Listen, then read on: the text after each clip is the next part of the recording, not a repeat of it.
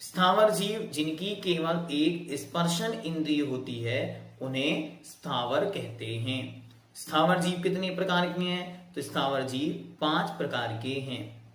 पृथ्वी कायिक, जल कायिक, अग्नि कायिक, वायु कायिक और वनस्पति कायिक। पृथ्वी कायिक, जल कायिक, अग्नि कायिक, वायु कायिक और वनस्पति कायिक। पृथ्वी कायिक, अब ध्यान से समझना, पृथ्वी, जल, अग्नि, वायु और वनस्पति। पृथ्वी मतलब जमीन, जल मतलब पानी, अग्नि मतलब आग फायर, वायु मतलब हवा और वनस्पति मतलब वेजिटेबल्स या जिसे हम कह सकते हैं फूल, पेड़, पत्ती आदि। ठीक है। पृथ्वी कायिक, पृथ्वी ही जिनका शरीर है वे पृथ्वी का एक जीव कहलाते हैं।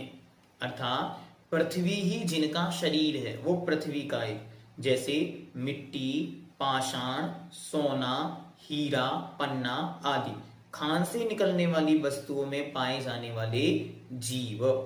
मिट्टी, पाषाण आदि में जीव नहीं होते, इनका आश्रय बनाकर जो रहते हैं वे पृथ्वी का एक जीव हैं। आप सोचेंगे कि हमारे घर में जो मिट्टी है, घर में जो फर्श है, क्या वो भी जीव है? नहीं, वो जीव नहीं है, उसके आश्रय से जीव रहते थे।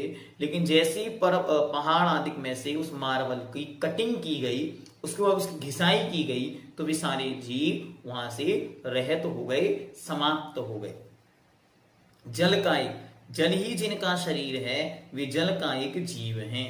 जैसे बर्फ, ओला, पानी आदि में पाए जाने वाले एक इंद्रिय जीव। ध्यान से समझना, पानी में जो 2 इंद्रियां छोटे छोटे से जीव हैं उनकी बात यहां नहीं की जा रही, लेकिन जल स्वयं ही जीव है उसकी यहां पर बात की जा रही है।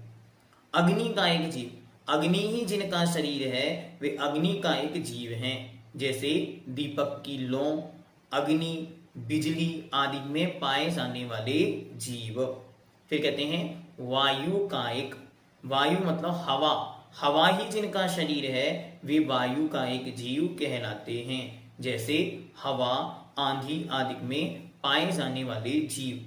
फिर वनस्पति का एक, वनस्पति ही जिनका शरीर है वे वनस्पति का एक जीव हैं। जैसे वृक्ष, लता, फल, फूल आदि में पाए जाने वाले जीव।